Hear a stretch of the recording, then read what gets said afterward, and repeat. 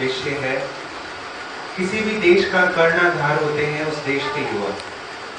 एक देश का भविष्य क्या होगा, इसको निश्चित करने वाले उस देश का युवा वर्ग होता है। एक छोटा सा बालक जब जन्म लेता है किसी घर में, तो वो एक मिट्टी के लोथ के समान होता है। उस मिट्टी के लोथ को सबसे पहले आकार देने वाले होते हैं उसके माता पिता, और उस घड़े को तैयार कर कर विद्यालय में भेजा जाता है। भारतीय संस्कृति कहती है कि मातृदेवो भव पितृदेवो भव।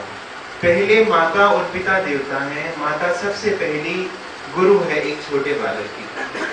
फिर जिस घड़े को माता ने तैयार कर कर गुरुकुल में भेजा या स्कूल में भेजा, उस घड़े के ऊपर रंग भरने का कार्य करते हैं आचार्य। इसीलिए आचार्य को भी देवता माना गया, आचार्य देवो भव। तो माता पिता का संरक्षण और स्कूल की पढ़ाई, ये तीनों मिलकर एक छोटे से बालक को एक देश का कर्णधार बनाते हैं। लेकिन आज से कुछ बरस पहले ये देश पूरे विश्व के अंदर प्रसिद्ध था।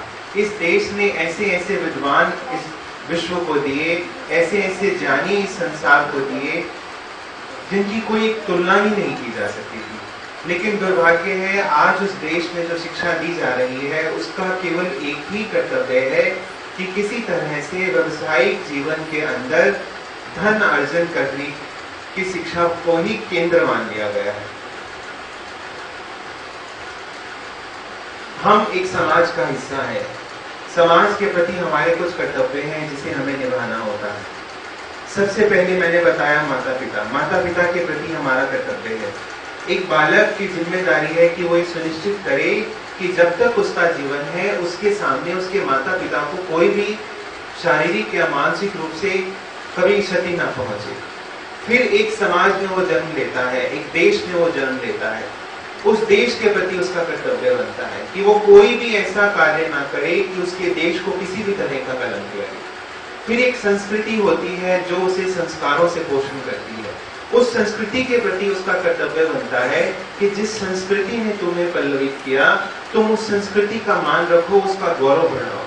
और उसके बाद धर्म की बात आती है। वैसे तो धर्म अनादि है, धर्म शाश्वत है, लेकिन जिस धर्म ने इस पूरे संसार को धारण किया, जिस धर्म ने हमें और आपको धारण किया, हमारा भी कर्तव्य बनता है कि हम उस धर्म को जीवित रखें। धर्म के जिन लक्षणों की बात हम कह रहे हैं, कल्पना कीजिए अगर उन 10 लक्षणों को ही मानव मात्र अपना लेता है, तो जिस स्वर्ग लोक की कल्पना या जिस वैकुंठ की कल्पना पुराणों में कही गई है, इस वसुंधरा पर वैकुंठ कायम होने में थोड़ा सा भी समय नहीं लगेगा।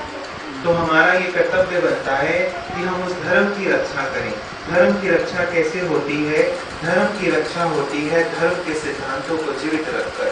आज स्कूलों में जो शिक्षा दी जा रही है वो बच्चों को धर्म से कोसों दूर किए जा रही है। तो ये माता पिता का कर्तव्य बनता है कि वो सुनिश्चित करें कि किस तरह से आपका बालक कार्य करे। मैंने बताया था कल कि एक माता चाहे तो अपने बच्चे को प्रसिद्ध योगी बना सकती है, अगर एक माता चाहे तो किसी देश का प्रधानमंत्री बना सकती है, और अगर वही माता चाहे तो किसी देश का दास भी बना सकती है। तो ये आप पर निर्भर है। बच्चे तो आपके आंगन में खिलने वाली कलियों की तरह हैं। उनके अंदर सुगंधी कैसे आएगी, जिस सुगंधी से वो इस संसार को सुगंधित करें, ये आपका कर्तव्य है।